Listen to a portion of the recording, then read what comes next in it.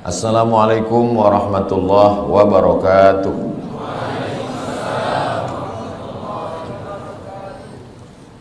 Alhamdulillah wassalatu wassalamu ala rasulillah sayyidina wa maulana Muhammad ibni Abdillah wa ala alihi wa sahbihi wa man da'a bi da'watihi wa istanna bi sunnatihi ila yaumi liqa'i rabbih wa ba'd. Hadirin hadirat, muslimin muslimat, semua jamaah yang berhadir ini insyaallah dimuliakan Allah Subhanahu wa taala. Amin ya rabbal alamin. Saya ucapkan tahniah tahun baru Hijrah 1447. Semoga kita semua istiqamah iman dan Islam. Amin ya rabbal alamin.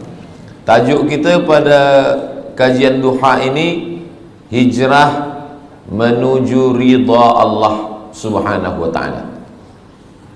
Yang pertama kita bahaskan dulu makna hijrah. Hijrah itu maknanya meninggalkan kota Makkah menuju kota Al-Madinah Al-Munawwarah, hijrah. Tapi kalau hari ini orang mengatakan marilah kita hijrah, kita nak pindah ke mana? Maka kata Nabi SAW, la hijrata ba'dal fath. Selepas Makkah itu diselamatkan, Fathu Makkah, dibebaskan daripada penyembahan berhala Lata, Uzza, Manat, Hubal, Jibti, Taghut, Naham, la hijrata ba'dal fath. Selepas Fathu Makkah tahun ke-8, maka tak ada lagi hijrah.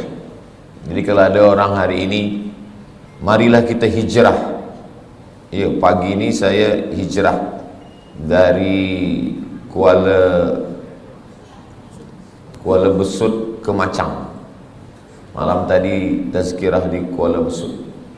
Meninggalkan Kuala Besut, sekarang saya di Macang. Hijrah, meninggalkan. Lalu siapa sebenarnya yang hijrah itu? Kata Nabi SAW, al-muhajir, orang yang hijrah adalah man hajara ma nahallahu anhu, orang yang meninggalkan semua yang dilarang Allah Subhanahu wa ta'ala. Itulah orang yang hijrah. Jadi walaupun dia tiap-tiap tahun meninggalkan tahun 1446 tinggal, sekarang 1447, 1447 tahun hadapan kita akan tinggalkan 1448. Sebetulnya dia belum hijrah. Sebab apa? Belum meninggalkan yang dilarang Allah Subhanahu wa ta'ala. Apa lagi yang dilarang Allah? Kita sudah meninggalkan khamar, kita tak ada minum khamar. Kita meninggalkan, zina, kita tak ada berzina. Kita meninggalkan judi, kita tak ada berjudi. Hasanatul abrar, sayyiatul muqarrabin. Menurut orang biasa-biasa sahaja itu baik, tapi menurut orang yang amat sangat dekat dengan Allah, itu perbuatan yang tak baik. Menurut orang yang biasa baik, tapi menurut orang yang sudah amat dekat dengan Allah, itu sesuatu yang tak baik. Apa maksudnya? Banyak perbuatan yang kita sangka tak dosa, tapi sebenarnya dia adalah dosa. Ambil contoh, inni la astaghfiru ila rabbi wa atubu ilaih. Kata Nabi SAW, saya beristighfar, minta ampun kepada Allah mi'ata marrah, 100 kali sehari semalam. Padahal Nabi maksum, Nabi tak ada dosa, Nabi suci, Nabi bersih. Kenapa Nabi beristighfar? Hadis ini muskil, problem. Maka dibahaskan oleh para ulama, kenapa Nabi beristighfar 100 kali sehari semalam? Padahal dia tak ada dosa, tak ada silap, tak ada salah.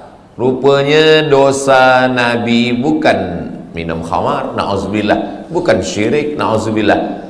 Dia merasa kalau dia lupa sesaat sahaja, dia sudah anggap itu sebagai dosa kepada Allah Subhanahu wa ta'ala.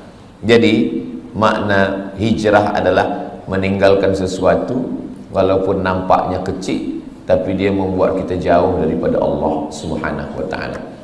Saya sudah hijrah, Ustaz Abdul Samad, saya tak ada buat dosa lagi. Ketika kita mengatakan kita tak berdosa, sebenarnya kita sedang berdosa. Dosa kita apa? Dosa merasa diri kita suci.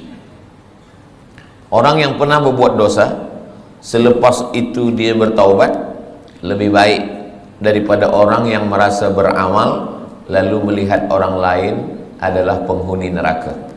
Maka kita ini adalah orang yang pernah berbuat salah, pernah silap, pernah khilaf, pernah melanggar sunnah Rasulullah sallallahu alaihi wasallam. Selepas itu kita bertaubat kepada Allah Subhanahu wa taala. Maka kalau kita tengok dalam sembahyang, dari mula takbiratul ihram sampai kepada salam, dari mula kita angkat tangan Allahu Akbar sampai kepada salam, tidak ada di dalam sembahyang itu doa jauhkan aku dari riba, jauhkan saya dari zina, jauhkan saya dari khamar. Tak ada. Cubalah tengok bacaan solat itu. Tapi dia mengajarkan kita untuk merenung amal yang kecil-kecil. Manakala kita angkat tangan Allahu Akbar, apa maknanya? Orang yang merasa diri dia besar, saya yang paling besar, saya yang paling mulia, saya yang paling hebat, saya yang paling utama, maka pada saat itu dia sudah berdosa. Maka dia katakan, yang besar hanya engkau saja ya Allah. Allahu Akbar kabira. Selepas itu, walhamdulillahi katsira. Puji. Banyak manusia ini gila sebab puji. Dipuja, dipuji, disanjung tinggi.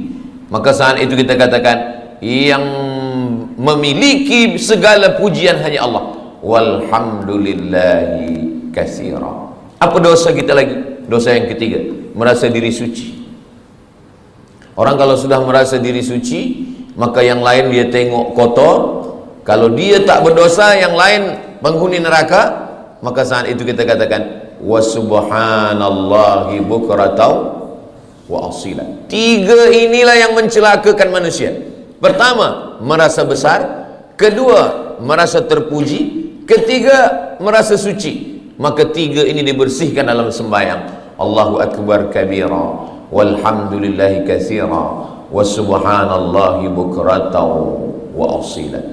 Kira-kira kita yang hadir ramai di Masjid Jami' Sultan Yahya Petra Macang ini, beramai-ramai tuan imam, datuk-datuk, datin-datin, semua yang berhadir jemaah ini, siapakah di antara kita ini yang terkena penyakit yang tiga ini? Pertama, merasa besar. Yang kedua, merasa dipuji. Yang ketiga, merasa suci. Tak ada yang tahu. Tapi kalau ditengok daripada zahirnya, yang merasa mulia adalah Ustaz Abdul Somad, sebab dia duduk tinggi, yang lain rendah di lantai. Siapa yang merasa dipuji-puji? Ustaz Abdul Somad juga dipuji-puji orang. Siapa yang merasa diri dia suci? Saya juga. Mungkin saya merasa diri saya lebih suci daripada orang lain. Jadi sebenarnya yang saya sampaikan ini bukan untuk orang lain, untuk diri saya dulu. Bila saya tunjuk orang, sebenarnya saat itu untuk orang lain satu jari saja, satu telunjuk saja. Yang keempat ini adalah untuk diri sendiri. Jangan engkau merasa diri engkau besar. Allahu Akbar kabira. Jangan engkau puji-puji gila dengan pujian. Walhamdulillahi katsira. Jangan engkau merasa diri engkau suci. Wa subhanallahi bukratan wa asila. Jadi hijrah ini dibagi kepada tiga. Hijrah yang pertama, hijrahnya awam, hijrahnya orang yang paling rendah. Hijrah meninggalkan syirik, hijrah meninggalkan zina, hijrah meninggalkan khamar, hijrah meninggalkan riba, hijrah meninggalkan ghibah. Hijrah nampak. Tapi ada hijrah yang kedua, hijrah meninggalkan takbur. Tak nampak. Kalau khamar, nampak dia minum khamar. Kalau judi, nampak dia main judi. Tapi judi dululah. Dulu orang main judi memang nampak. Sekarang tak nampak. Nampak macam baca Quran, rupa judi online. Judi nampak. Orang yang minum khamar tahu bahwa dia sedang buat dosa. Orang yang berzina tahu bahwa dia sedang buat dosa. Orang yang sedang berjudi tahu bahwa dia sedang buat dosa. Ini hijrah yang rendah sekali. Tapi ada hijrah yang lebih tinggi lagi. Orang yang merasa diri dia sudah beramal, orang yang merasa diri dia paling banyak sedekah, orang yang merasa diri dia paling banyak zikir, saya yang paling banyak sembahyang sunat, saya yang paling banyak pergi ke Makkah setahun 2 kali, saya yang paling banyak. Makanya ada kitab Talbis Iblis. Iblis itu bila dia tak berhasil mengajak orang minum khamar, bila dia gagal mengajak orang berzina, bila dia gagal mengajak orang syirik, dia masuk dari pintu yang kedua. Apa itu? Dia buat orang merasa beramal. Yang pertama ni banyak orang sukses, banyak orang berhasil. Dia tidak berjudi, dia tidak berzina, dia tidak minum khamar. Tapi manakala iblis masuk dari pintu level yang kedua, yang lebih tinggi, yaitu merasa diri lebih mulia, merasa diri sudah banyak amal, merasa diri penghuni surga, merasa yang lain adalah kotor. Pada saat itu apa kata Nabi SAW? Man kana fi qalbihi, siapa yang dalam hatinya mithqala habbatin min khardalin min kibrin, siapa yang dalam hatinya ada sombong, angkuh sebesar biji sawi, la yadkhulul jannah, tak masuk surga. Man kana fi qalbihi, siapa yang dalam hatinya mithqala habbatin min khardalin min kibrin, ada sombong, merasa diri lebih saja. Iblis masuk ke dalam neraka bukan kerana digoda syaitan. Tidak ada satu pun ayat, tak ada satu pun hadis yang mengatakan bahwa iblis masuk ke neraka kerana digoda syaitan. Tak ada. Sebab apa? Sebab syaitan dialah induk syaitan. Macam mana syaitan nak goda dia? Iblis tidak pernah menyembah Lata, Uzza, patung, kayu, batu, hantu, tak ada. Iblis tidak menyembah apapun, dia menyembah Allah. Lalu kenapa dia keluar daripada surga? Allah Ta'ala bertanya. Allah bertanya bukan Allah tak tahu, Allah Maha tahu, tapi Allah nak bagi tahu bagi sesiapa sahaja yang tak tahu. Malaka anta takabbara fiha, kenapa engkau merasa diri engkau besar, engkau merasa diri engkau mulia, wahai iblis? Apa kata iblis? Khalaqtani min nar, engkau ciptakan aku daripada api, wa khalaqtahu min tin, Adam kau ciptakan daripada tanah. Ana khairum minhu, saya lebih mulia daripada dia. Iblis dikeluarkan daripada surga bukan kerana minum khamar, bukan kerana berzina, bukan kerana menyembah berhala, bukan kerana perbuatan yang zahir, tetapi kerana perbuatan yang batin. Jadi hijrah kita adalah meninggalkan yang zahir. Selepas itu level yang kedua adalah meninggalkan yang batin. Hasad, dengki, busuk hati, merasa mulia, merasa lebih hebat, merasa banyak amal. Tapi ada yang lebih tinggi lagi, lalai mengingat Allah Subhanahu wa ta'ala. Wala takum minal ghafilin, jangan jadi orang lalai. Itu maka bila kita semua gerak kita ini mesti cepat balik kepada Allah. Kenapa dalam Islam ni banyak betul doa. Nak makan, Allahumma barik lana fi ma razaqtana wa qina azabannar. Selepas makan, alhamdulillahilladzi at'amana wa saqana. Nak tidur, bismika Allahumma ahya wa amut. Jangan dibaca sekarang, boleh tertidur. Jaga daripada tidur. Alhamdulillahilladzi ahyana ba'da ma amatana wa ilaihin nusyur. Menengok muka di cermin, inna lillahi wa inna ilaihi raji'un. Allahumma kama hassanta khalqi fahassin khuluqi. Kenapa banyak betul dalam Islam ni doa-doa? Naik kereta, subhanalladzi sakhkhara lana hadza wa ma kunna lahu muqrinin wa inna ila rabbina lamunqalibun. Bismillahi majriha wa mursaha inna rabbil ghafurur rahim. Kalau orang faham, sebenarnya setiap gerak kita mesti ingat kepada Allah Subhanahu wa ta'ala. Inilah hijrah level yang ketiga. Jadi kalau yang pertama mungkin kita dah tinggalkan semua yang haram-haram. Alhamdulillah Ustaz Somad, saya tak ada guna narkotik lagi, saya tak ada minum khamar, tak ada. Kenapa? Sebab tak ada yang jemput saya. Kalau free saya ikut juga. Na'udzubillah. Betul-betul lillahi ta'ala. Level yang kedua, bersihkan hati. Dia tak nampak lagi, dosa-dosa yang tak nampak lagi tapi dia ada dalam hati. Maka kata Nabi, ala fil jasadi mudghah, di dalam badan ini ada seketul, ada segumpal, ada sekepal. Idza salahat salahal jasadu kullu, kalau dia bersih yang lain ikut bersih. Wa idza fasadat, kalau dia rosak yang lain ikut rosak. Saya semalam bertolak daripada Pekanbaru Riau menuju Kota Baru. Masuk airport, kita lalu di pintu detektor. Kalau ada bawa besi atau bawa pisau, bawa apa, dia berbunyi. Dia berbunyi. Tak boleh lalu. Ustaz, jangan masuk dulu. Alhamdulillah, kalaulah ada pintu macam itu juga, orang Jepun buatkan pintu detektor, tapi dia bukan untuk besi, detektor untuk penyakit takbur, dipasang di pintu Masjid Jami' Sultan Yahya Petra Macang. Siapa yang masuk pintu ni berbunyi, jamaah lalu berbunyi dia kecil, tapi bila Ustaz Somad lalu, kata dia.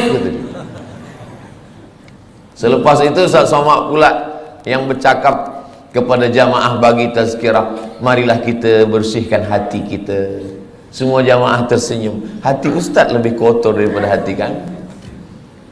Sebenarnya kita dimuliakan Allah bukan kerana kita mulia, tapi karena Allah masih sayang, lalu dia menutupi isi hati kita. Cuba kalau Allah tak sayang, sekali kita sombong, Allah tumbuhkan satu tai lalat di muka kita. Mungkin muka kita ini dah hitam semua. Sekali kita merasa hasad, terus saja dinampakkan Allah secara zahir, tapi Allah masih sayang dengan kita. Allah masih tutup aib kita. Allah masih sayang dengan kita. Allah tak nampakkan itu di hadapan manusia. Maka amalan yang paling elok adalah amalan istighfar. Astaghfirullahalazim alladzi la ilaha illa huwal hayyul qayyum wa atubu ilaih. Amalan yang lain boleh membuat orang sombong. Saya khatam Quran satu hari 2 juzuk, saya khatam Quran 1 bulan 10 kali, boleh buat orang sombong.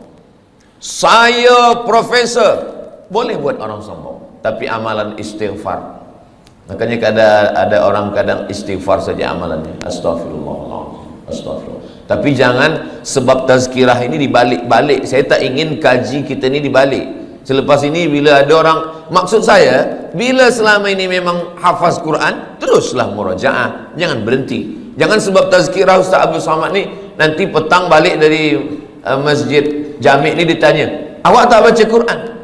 Nanti kalau baca Quran ni kita boleh sombong. Jadi kita istighfar sahaja. Bukan itu maksud saya. Kita tetap baca Quran, kita tetap hafaz Quran, kita tetap buat baik sedekah, tapi bersihkan hati kita dengan memperbanyak istighfar.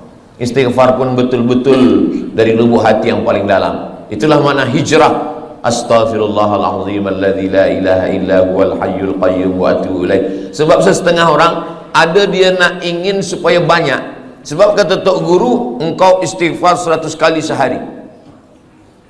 Sebab dia nak banyak, maka istighfar ni dia cakap bunyi banyak-banyak hingga bunyinya pun tak nampak lagi. Bila kita dengar dekat entah apa-apa kan, macam makan bubur kacang hijau panas.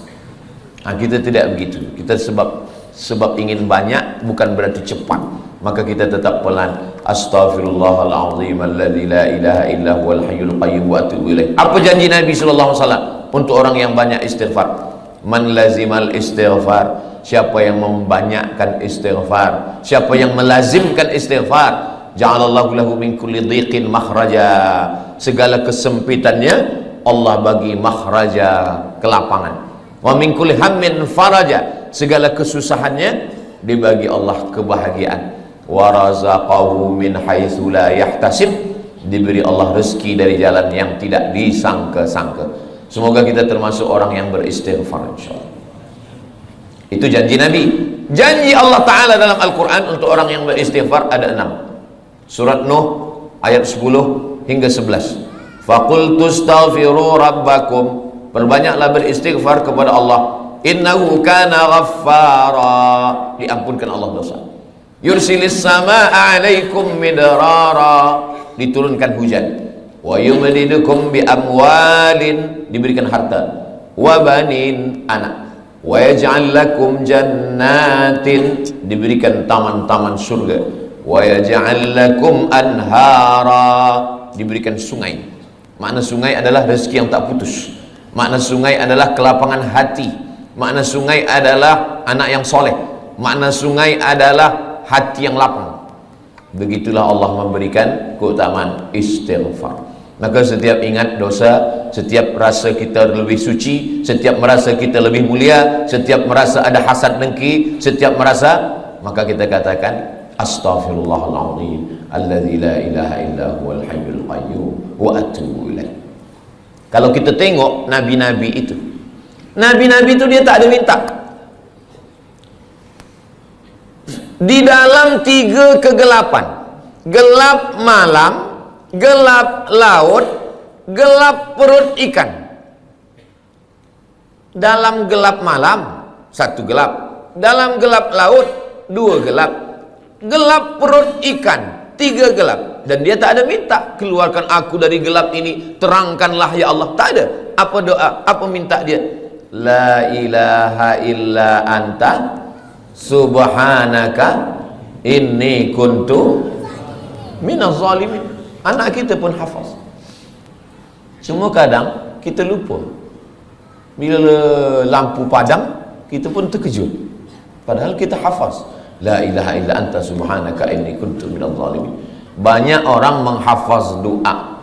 Banyak orang menghafaz doa, tapi setakat menghafaz. Bila kita hanya menghafaz doa dan kita lupa bila peristiwa itu terjadi, maka kita lebih kurang macam burung yang boleh bercakap. Burung bila diajar dia bercakap, good morning, good morning, good morning. Pukul 5 petang pun bila kita datang, good morning juga dia kata. Sebab apa? Sebab dia menghafaz saja.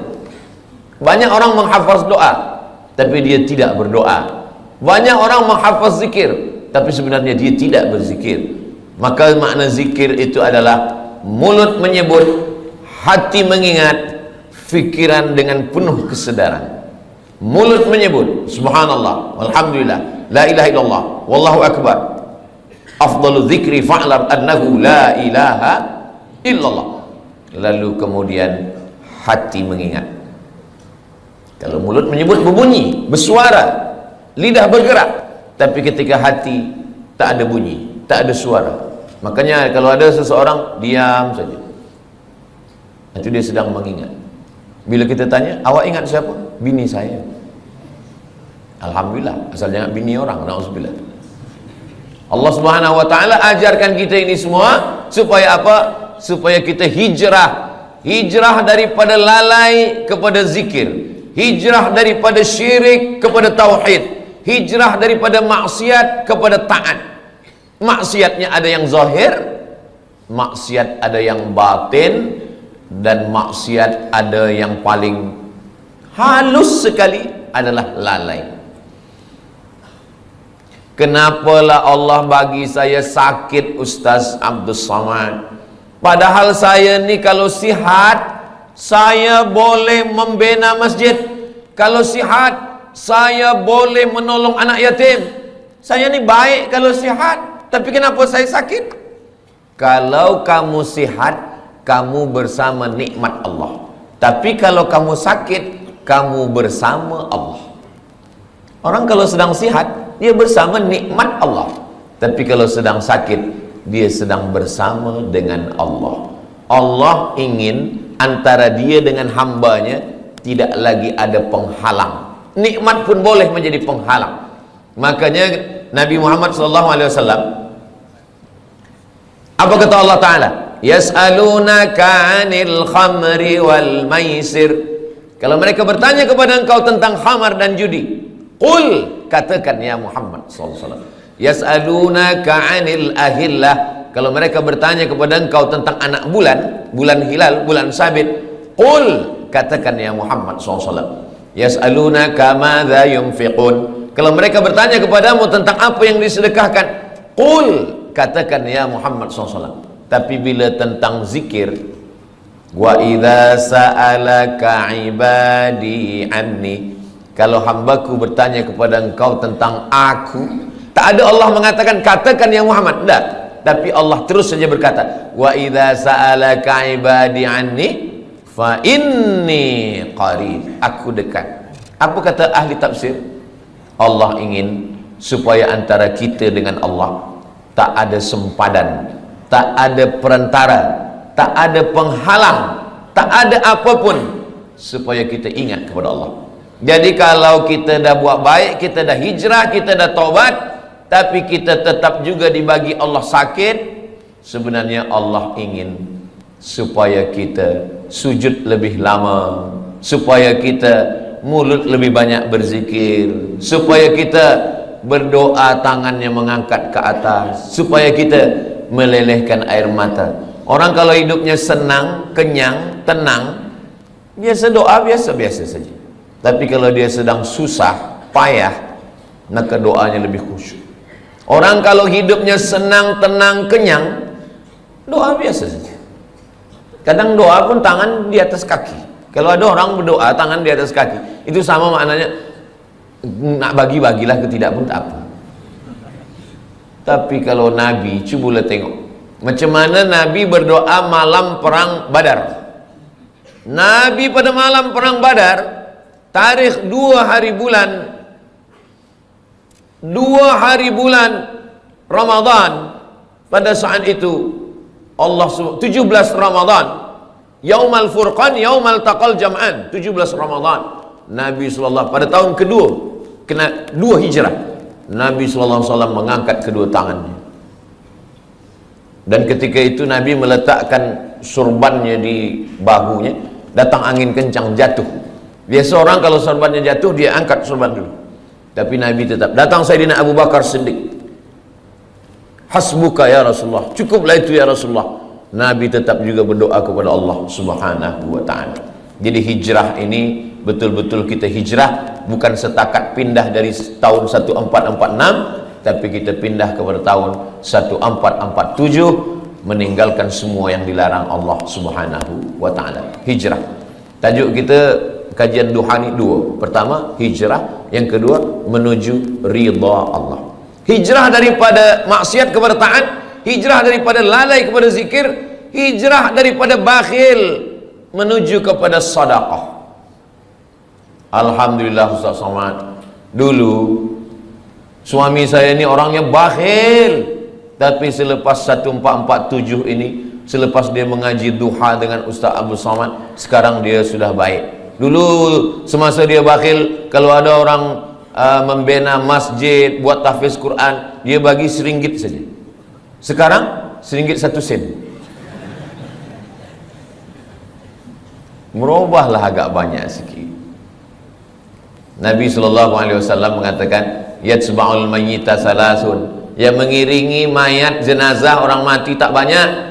Walaupun Ustaz Abdul Samad mati, ramai jamaah datang, tapi sebenarnya 3 saja. Yang pertama, mal, harta, kereta, motosikal, semua ikut mengiring, tapi sampai ke tempat parking saja. Yang kedua, ahluhu, isteri, anak, menantu, kawan, sahabat, jiran, semua ikut mengiring, tapi hanya sampai ke tepi liang lahat saja.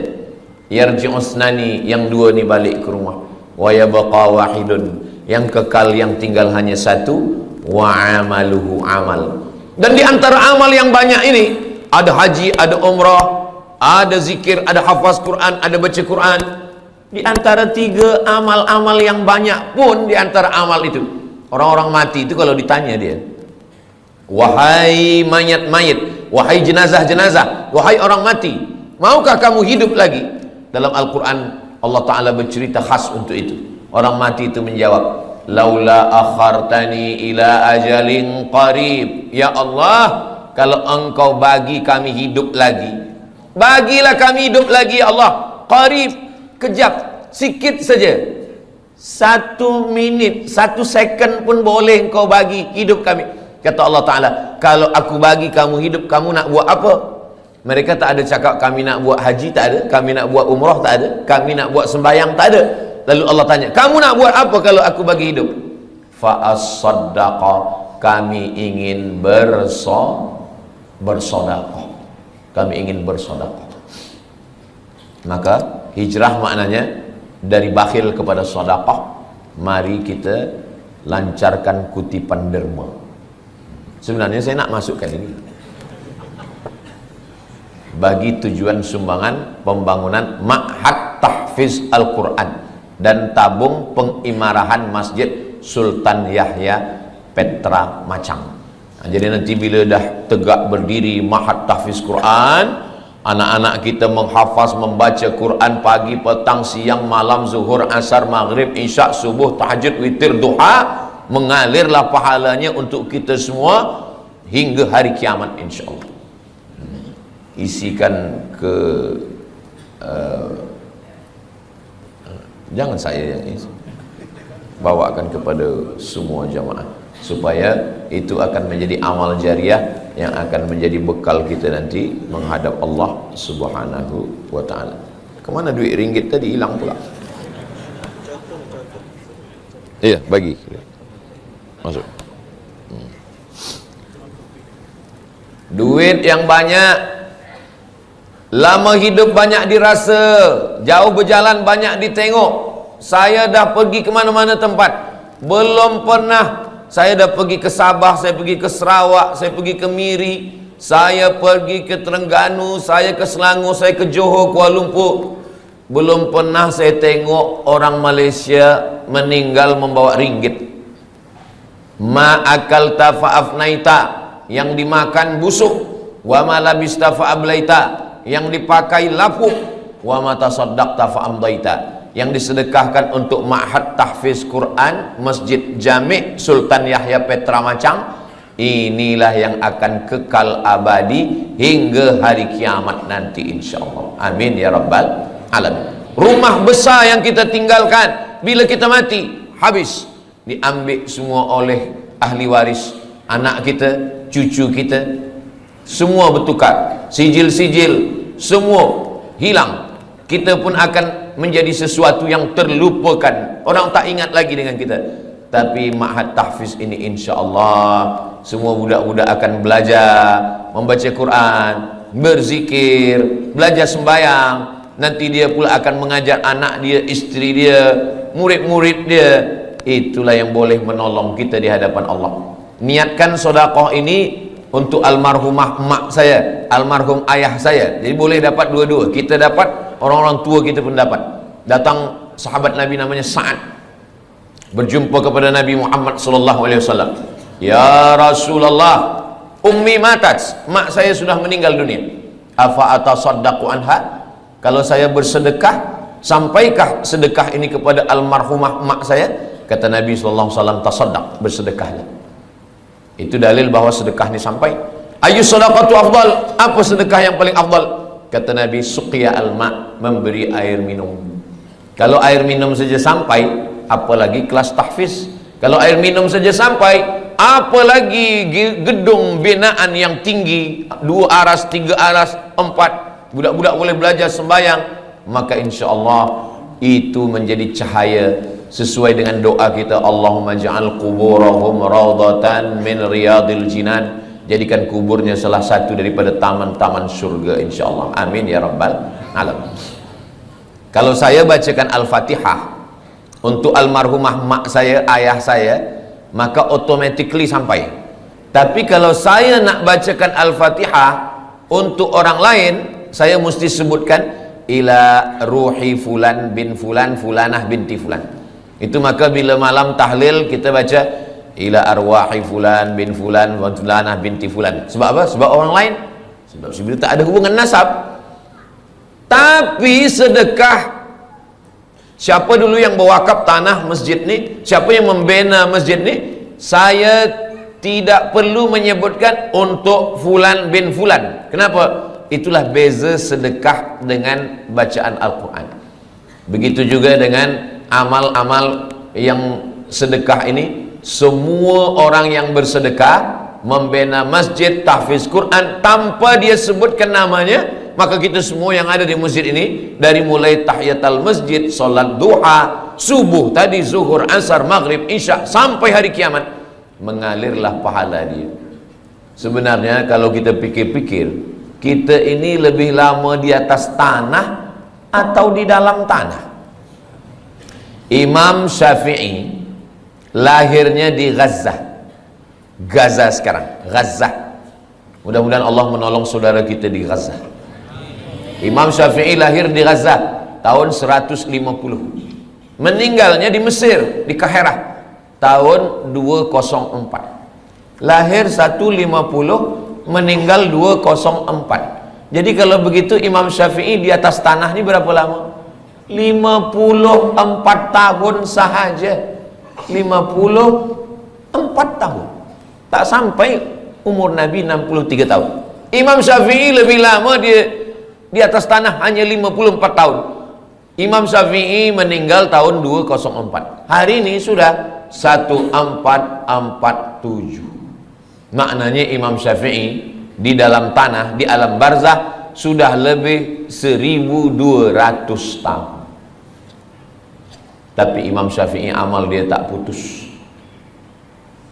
Malaysia, Patani, Brunei Darussalam, Moro Filipina, Indonesia, Yaman, Mesir, Irak, Jordan, semua bermazhab Syafi'i. Jadi kalau kita tengok jam, itu setiap detik, itu setiap second, itu orang menyebut Syafi'i, Syafi'i, Syafi'i, Syafi'i, Syafi'i, Syafi'i. Dari mana kita tahu sembahyang? Dari perukunan Melayu. Perukunan Melayu itu diambil daripada mana? Dari kitab Sabilal Muhtadin, Syekh Muhammad Arsyad Al-Banjari. Sabilal Muhtadin diambil daripada mana? Dari kitab-kitab fiqh mazhab Syafi'i. Kitab fiqh mazhab Syafi'i yang paling kecil, Matan Taqrib. Yang agak besar, Fathul Qarib. Yang lebih besar, I'anatul Talibin. Yang lebih besar, Kanzur Raghibin Mahalli. Yang lebih besar lagi, Al-Majmu' Syarah Muhazzab, Imam Nawawi. Imam Nawawi itu siapa? Imam Nawawi imam besar kedua dalam mazhab Syafi'i. Imam Nawawi dapat ilmu dari mana? Dari guru-guru dia, sampailah kepada Imam Al-Muzani, sampai kepada Imam Al-Buaiti, sampai kepada Imam Rabi.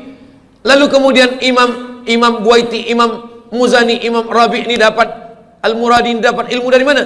Mereka belajar kepada Imam Syafi'i. Tadi saya sarapan makan pagi di hotel.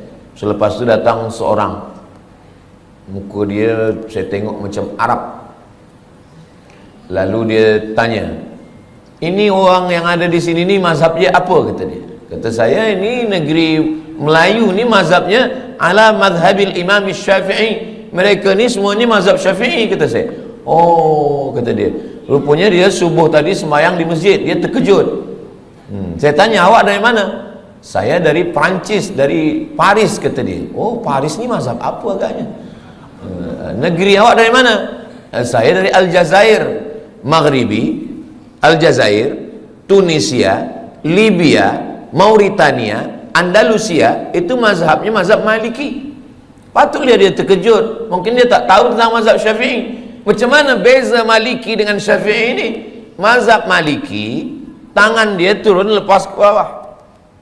Mazhab Syafi'i, dia letakkan tangan.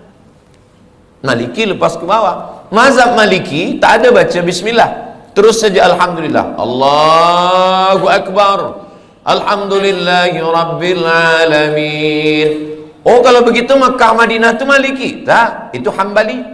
Hambali ada bismillah, tapi kecil aja. Alhamdulillahi rabbil alamin. Sedangkan mazhab Syafi'i, bismillah dia jahar. Bismillahirrahmanirrahim. Subuhnya mazhab Syafi'i berkunut selepas rukuk. Sami'allahu liman hamidah, Allahumma hdina fi man hadait. Maliki kunut dia selepas ayat sebelum rukuk. Qul huwallahu ahadunillahus samadu lam yalid wa lam yulad wa lam yakul lahu kufuwan ahad. Kunut dia tak berbunyi.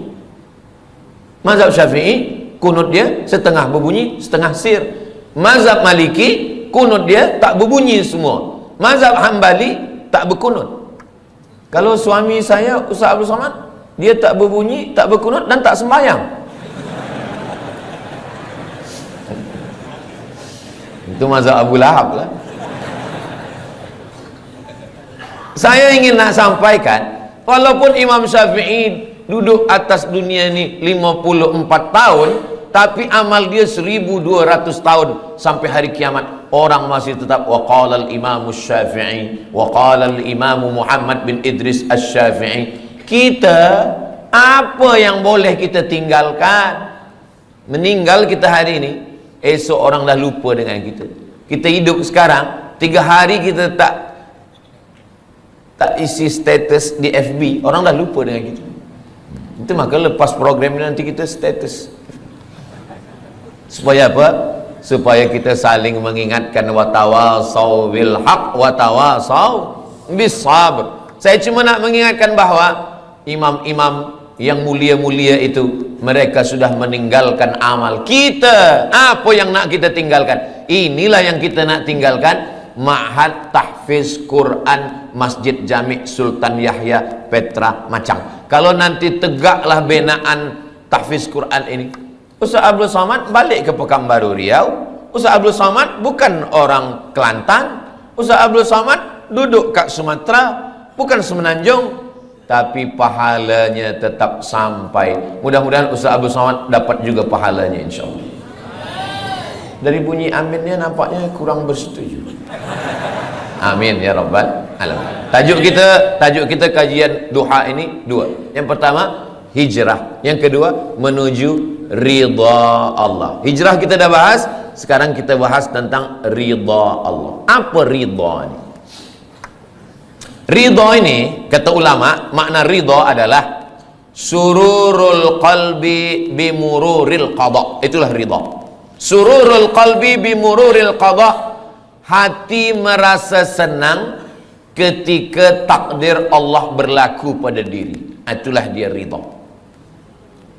Hati senang ketika takdir Allah berlaku pada diri. Saya sudah pikir-pikirkan, sembayang insya-Allah kita boleh, puasa insya-Allah kita tahan, keluar duit pergi haji, tawaf, sa'i, wukuf di padang Arafah, mabit di Musdalifah, Mina, melontar jumrah, insya-Allah kita sanggup.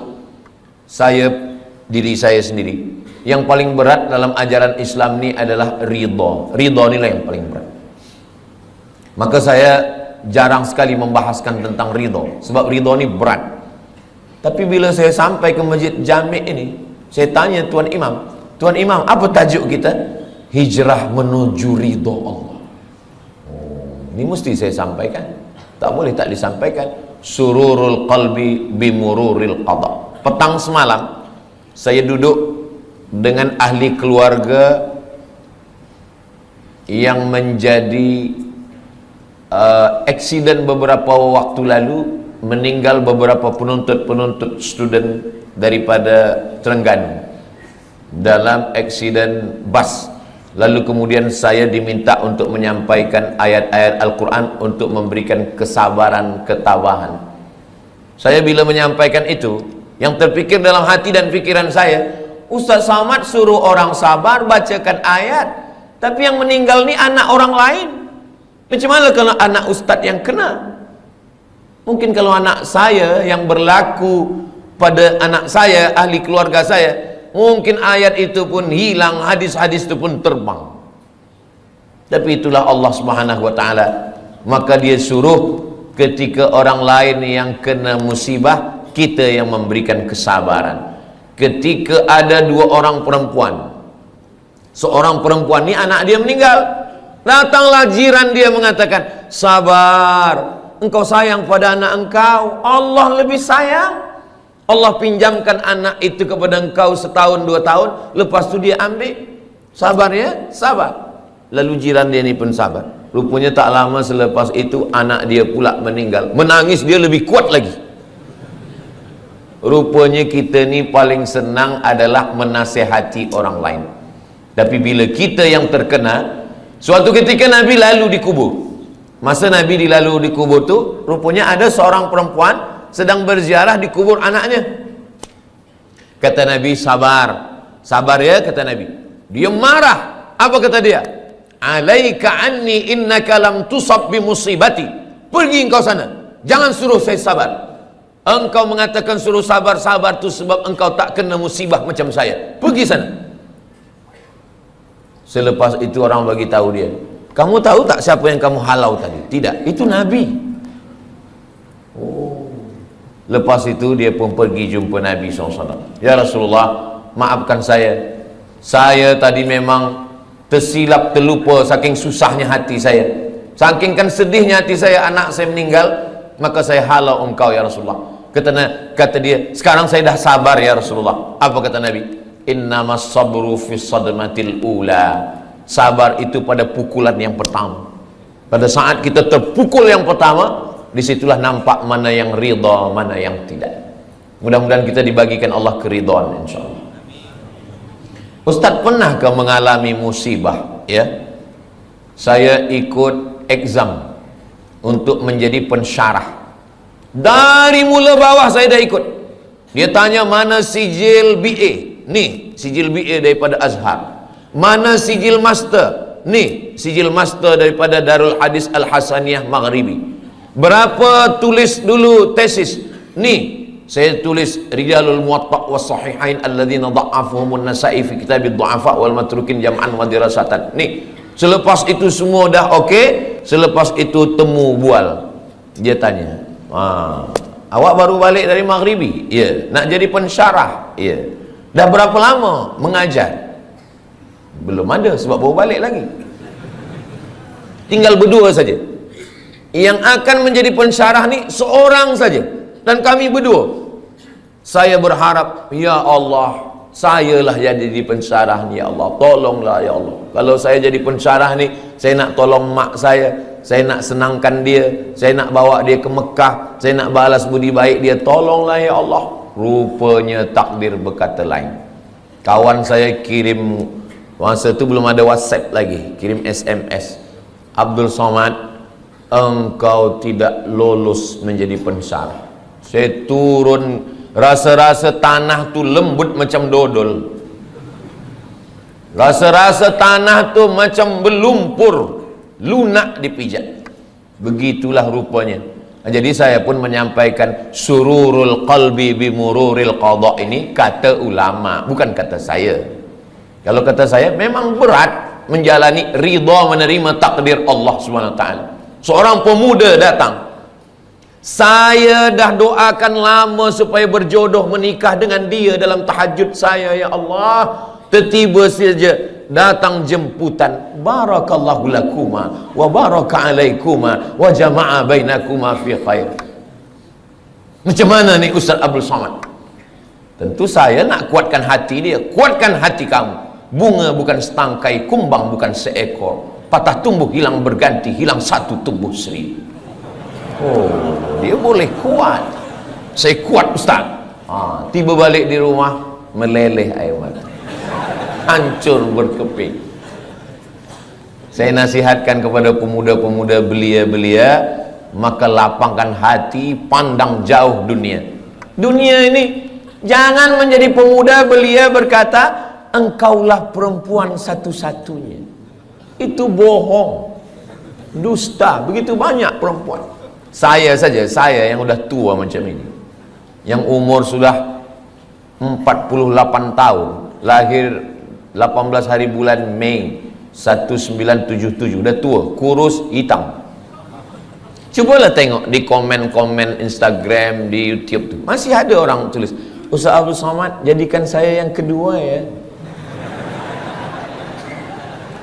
Saya nak bagi tahu supaya dunia ini bukan sempit betul.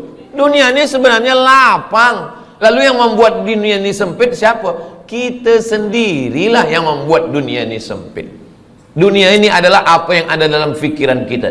Makanya Nabi Musa dengan Nabi Muhammad SAW itu beza. Kalau Nabi Musa itu dia berdoa, Rabbi syrahli sadri, lapangkan dadaku, wa yassirli amri, mudahkan urusanku, wahlul uqdatan min lisani, lancarkan lisanku, yafqahu qauli, supaya orang faham apa yang aku sampaikan.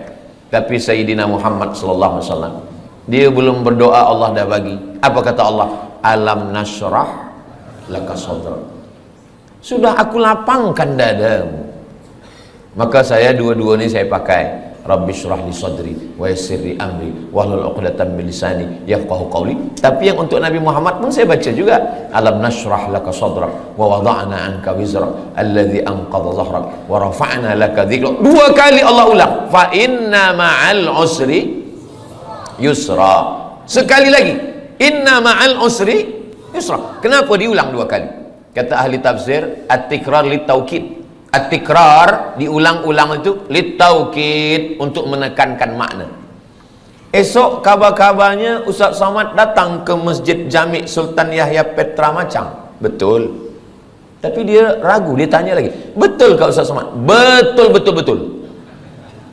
Dia ragu, dia tanya 3 kali. Betul kah Ustaz Somad esok datang? Wallahi, tallahi, billahi, dia datang. Rupanya betul-betul datang. Jadi pengulangan itu maka diulang Allah. Fabi ayyi ala'i rabbikuma tukadziban. Kenapa kamu masih mendustakan lagi nikmat Allah Subhanahu wa taala? Nah, macam mana kita boleh mencapai sururul qalbi bi mururil qada? Ustaz Abu Samad nak bahaskan tentang hati senang menerima takdir. Dia pun dulu waktu menerima takdir itu dia risau, dia gelisah, dia susah. Kita semasa senang banyak kawan, semasa gelak banyak sahabat, tapi bila kita susah, kita sedang dipertemukan dengan teman sejati. Orang yang senang ketawa banyak kawan, tapi kalau kita sedang susah, disitulah kita punya sahabat yang baik. Ketika Nabi dikejar dalam peristiwa hijrah, siapa sahabat-sahabat yang paling dekat? Sayyidina Abu Bakar Siddiq, Sayyidina Ali bin Abi Talib. Maka kalau kita ingin ridha kepada takdir Allah, jangan bersendirian. Man syadza finnar, siapa yang sendiri-sendiri masuk neraka. Alaikum bil jamaah, maka hendaklah kita berjamaah. Masalul mukminin kamatsalil asjar. Orang beriman ini macam pokok kayu. Pokok kayu kalau dia sebatang, datang angin kencang patah. Tapi kalau pokok kayu ini ramai, pokok kayu yang ramai, datang angin dari sini, ditolong kayu yang ini. Datang angin dari sini, ditolong kayu sini. Maka kita bersama-sama berjamaah, jangan bersendirian. Sembayang berjamaah. Ini kadang pemuda belia ni sekarang bila kita tanya, kenapa awak tak pernah datang ke Masjid Jami? Saya tengok tak pernah ke surau. Kenapa tak sembayang berjamaah?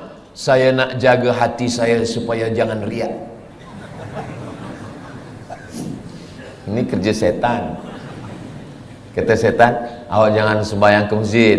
Nanti bila sembahyang ke masjid, hati awak riak, dipuji orang, ditengok orang, diambil gambar orang. Jadi awak baik sembahyang di kamar, di bilik. Nanti bila dia sembahyang di bilik, apa kata setan? Kalau awak sembahyang, awak merasa sudah beribadah. Jadi yang paling elok jangan sembahyang. Alladzi waswisu fi sudurin nas minal jinnati wan nas. Yang berbisik ni dua. Yang pertama jinnati, yang kedua nas. Kalau yang berbisik ini jinnati, senang kita nak halau dia. Allahu la ilaha illa huwal hayyul qayyum. Tapi kalau yang berbisik ini nas, kita halau dia dengan ayat kursi, dia hafaz Yasin. Maka berjamaah supaya kita senang menerima takdir Allah berjamaah. Bila kita lupa, bila kita silap, bila kita khilaf, bila kita selalai, ada orang lain yang ingatkan kita. Yang kedua, wasta'inu bis sabri. Sabri maknanya menahan. Sabri maknanya imsak. Sabri maknanya saum. Makanya bulan Ramadan itu disebut dengan fasum saumas sabri. Sabri menahan. Tahan tangan, jangan pukul-pukul pipi. Sebab dulu orang kafir musyrik jahiliyah bila ada keluarga dia mati dia potong. Rupanya sekarang nih saya tengok ada video, ada satu suku di Afrika ke di mana, bila ada keluarga yang mati, kita mesti sedih seperti mati. Maka bila ada keluarga yang mati, jari ini mesti dipotong. Iya kalau yang mati satu, kalau 10? Dalam Islam kita diajarkan untuk menahan. Tahan pipi, jangan dipukul. Tahan tangan, jangan menarik. Sebab dulu bila ada orang meninggal, menarik-narik rambut, mencakar-cakar muka. Syukur kalau yang ditarik rambut dia. Kalau rambut orang lain, wasaqqal juyub, mengkoyak-koyak baju. Jangan sampai.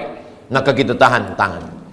Lisan, mulut. Kenapa ayah saya, kenapa mak saya, kenapa isteri saya, kenapa suami saya? Tahan mulut. Maka mulut istirja. Inna lillah wa inna ilaihi raji'un. Hati berzikir, la ilaha illallah subhanallah walhamdulillah wa la ilaha illallah wallahu akbar. Lalu kemudian bisabri, menahan. Tapi ada yang tak boleh ditahan. Air mata tak boleh ditahan. Air mata meleleh. Meninggal anak Nabi umur 18 bulan, anak lelaki. Nabi tak ada anak lelaki. Qasim meninggal, Sayyidina Abdullah meninggal, Zainab meninggal, Ruqayyah meninggal, Ummu Kulthum meninggal. 3 anak perempuan meninggal. Sayyidatuna Fatimah meninggal 6 bulan selepas Nabi meninggal. Abdullah meninggal, Al-Qasim pun meninggal. Tiba senangnya hati Nabi, lahir anak lelaki dari perempuan dari Mesir, namanya Maria Al-Qibtiyah, umur 18 bulan meninggal. Siapa yang punya anak 18 bulan, sedang comel-comelnya, sedang elok-eloknya, sedang sayang-sayangnya, meninggal, menangis Nabi. Datang sahabat bertanya, "Ama tarda ya Rasulullah?" Apakah engkau tidak ridha ya Rasulullah? Kata Nabi, saya ridha. Kalau engkau ridha, kenapa menangis? Kata Nabi, ini air mata kasih sayang. Itu maka menangis boleh. Ada perempuan menangis, lalu kemudian Abu Bakar marah. Jangan menangis, kata Abu Bakar. Kata Nabi SAW. Kata Umar, jangan menangis, kata Umar. Kata Nabi SAW, da'hunna ya Umar, biarkan mereka. Yang tak boleh itu meratap, yang tak boleh itu meraung. Adapun melelehkan air mata, maka itu adalah air mata kasih sayang. Bahkan Nabi ketika menguburkan sahabat namanya Utsman bin Maz'un, Nabi turun ke liang lahatnya, Nabi pegang jenazahnya, dan air mata Nabi meleleh hingga sampai kepada janggut Nabi. Kalau air mata sampai kepada janggut, itu bukan setetes 2 tetes, tapi banyak. Itu menunjukkan air mata kasih sayang Nabi Muhammad sallallahu alaihi wasallam. Bila nanti jamaah yang ada di Macang mendapatkan berita Ustaz Abdul Somad meninggal, jangan datang ke Riau, jangan datang ke Pekanbaru, jangan datang melawat menengok jenazah saya. Kenapa macam tu Ustaz? Sebab tangan saya tak boleh menghapus air mata. Tapi kalau nampak-nampaknya saya ni lebih kurus, saya ni lebih tua, mungkin kalau masalah mati ni nampaknya saya lebih dulu. Janganlah macam tu Ustaz, kami ingin Ustaz sihat lebih lama tazkirah. Maksudnya saya lebih dulu mengiring jenazah awak. Mati mana ada kita tahu. Orang mati itu bukan kerana dia berperang, orang mati bukan kerana dia naik kereta. Orang kalau udah sampai ajalnya, duduk di rumah, makan, batuk pun mati. Itulah punca daripada tauhid. Tapi kalau manusia berpikir, kalaulah dulu dia tak pergi, kalaulah dulu dia begini, kalaulah dulu dia tak minum, kalaulah dulu dia tak banyak makan, kalaulah dulu, kalau.